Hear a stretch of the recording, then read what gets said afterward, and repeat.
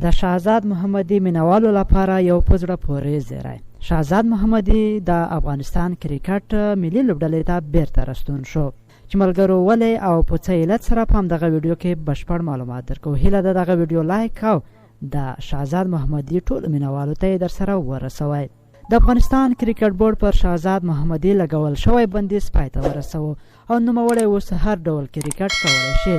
د نوموړي بندیز نیټه یو کال اعلان شوې وه، خو د افغانستان کرکټ بورډ د 7 میاشتو بندیز وروسته د شهزاد محمدي یو کلن بندیز ختم کړ چې شهزاد محمدي اوس کولی شي په داخلي او خارجي لیګونو او همداشان د افغانستان په رسمي لوبو کې ولوبېږي.